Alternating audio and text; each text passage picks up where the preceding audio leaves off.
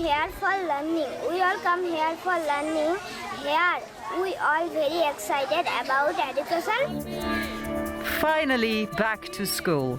Sometimes class is still outdoors, like here in India. In Burundi, everyone is happy to see their friends again. Lockdown for many, like this boy in Peru, meant sitting home alone. Too much screen time and too much loneliness can make a child ill. In Europe, the number of children with depression has risen sharply in the pandemic. Globally, 1 in 4 children is said to be affected. In Germany, eating disorders among children increased by almost 10%. Clearly, closing schools had massive consequences around the world. Welcome to our COVID-19 special. I'm Monica Jones. Good to have you with us.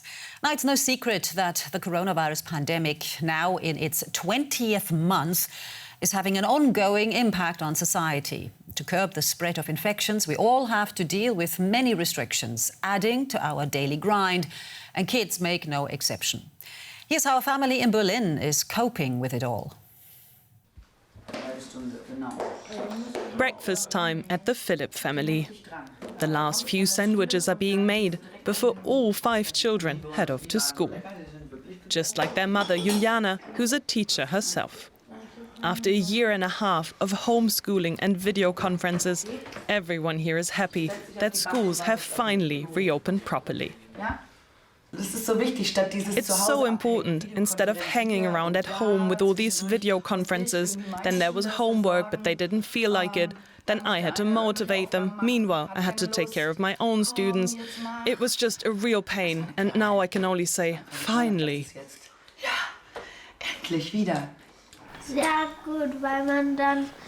I'm very happy schools have reopened because now I can see my friends much more often.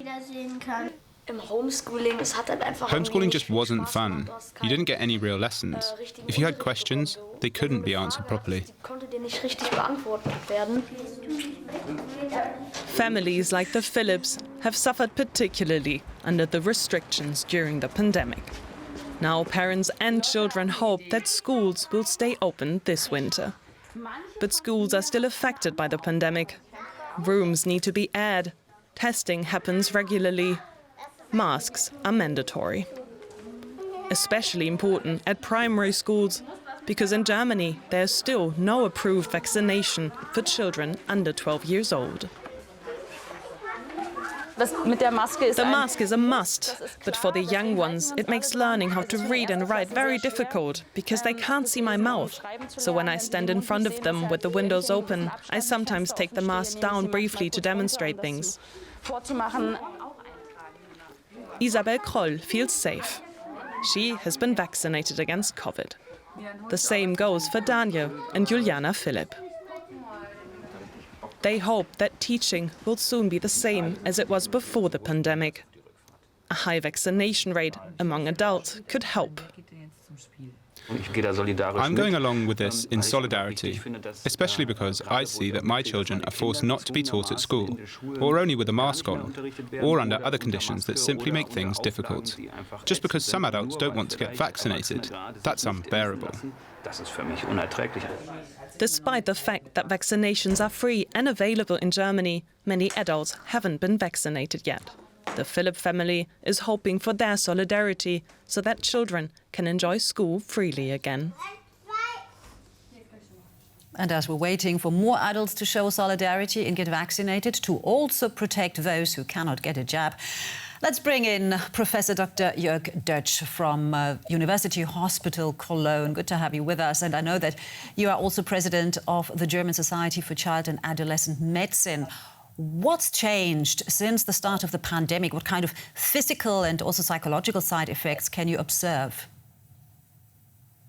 Well, as we've heard in the former presentations, there are a number of psychological issues on the one hand and somatic issues on the other hand.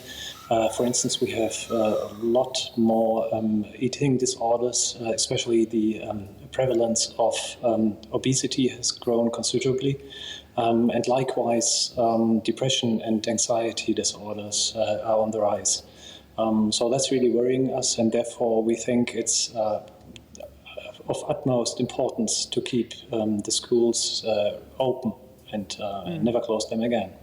Of course, schools are set to be open, at least in the Northern Hemisphere now, but we're approaching autumn and winter here, and that usually means more viral infections. Interesting enough, pediatricians already observe a surprising surge of other viral infections, like the respiratory syncytial virus, which normally occurs mostly in winter. What does that tell us about the kids' immunocompetence? Has it been weakened severely by those months of isolation? Well, as a matter of fact, the immunocompetence hasn't changed at all. It's just that they haven't been exposed to, for instance, the RS virus last winter, and therefore they are not immune against it. Now they are getting, their immune system gets confronted with those viral agents, for instance, that causes a much larger population of children to be infected and also be admitted into the hospital wards.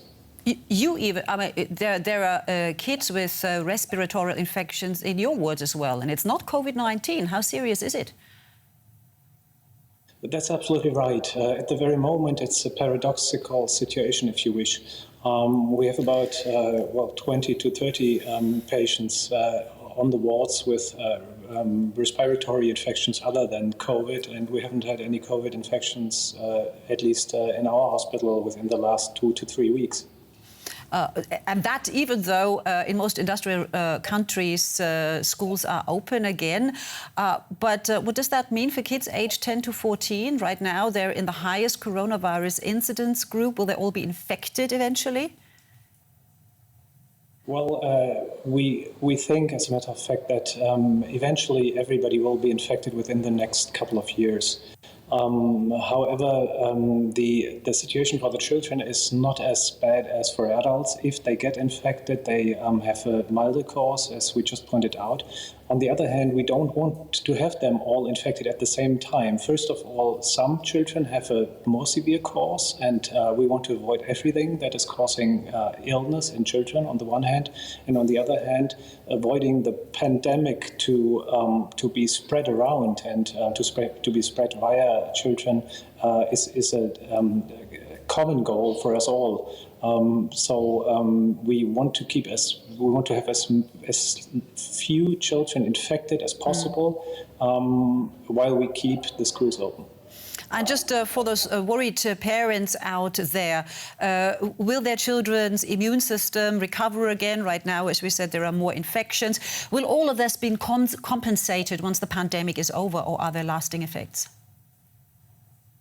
Yes, I definitely believe so. I mean, the children's immune system has to be confronted with about 50 to 60 viral infections during the first 10 years of age. So, I mean, this is now 1.5 years that haven't been now characterized by lots of viral infections, and the children will just have to cover up for that in the next couple of years. So at the end of the day, there won't be a harm to the immune system, as we can say at the very moment, but it's a hard situation for the hospitals at the moment. Right. Well, Professor Dr. Jörg Dötsch from University Hospital in Cologne, thank you so much for your time and all the best.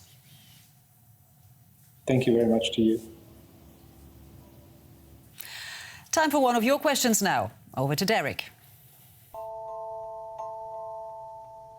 What lessons have we learned from COVID-19 that could help us manage future outbreaks with other viruses better? One thing pretty much all experts agree on when it comes to the pandemic is that it was going to come sooner or later. Another is that it almost certainly won't be the last. So what has all the suffering brought us in terms of prevention and management strategies? Will we be better prepared next time? What have we learned? Well, a lot, actually, starting with the idea that a good offense is really the best defense. I think that at least in the medium term, we'll see a lot more resources thrown at the study and monitoring of emerging diseases in general. Information they provide should help us improve global standards for what interventions should be taken when, and also hopefully lay the groundwork to make better decisions next time in areas like the distribution of medical equipment or vaccines, where humanity has often stumbled really pretty badly in the current pandemic. The pandemic has also taught us a huge positive lesson about the power of scientific collaboration. And that, I think, will continue to have an impact way beyond healthcare. In thousands of projects, COVID-19 brought researchers from across a huge range of fields and industries together to solve a planet-wide problem. And many of those cross-disciplinary relationships are not going to just fade away again when the pandemic ends. We now know a whole lot more than we did 1.5 years ago about things like which measures can really help contain disease spread, or how to fast-track clinical trials, and what has to happen to gain public trust for the vaccines and the medicines that the pharma industry produces. We've gotten a lot wrong with COVID-19, no question, and we still are. But at least next time, we'll know more about what to watch out for. And hopefully, that'll help prevent us from making the same mistakes again. And before we let you go, if you're European and fully vaccinated, you can now fly into the US again. Washington scrapped the travel restrictions imposed in spring 2020. That's all. Thanks for watching.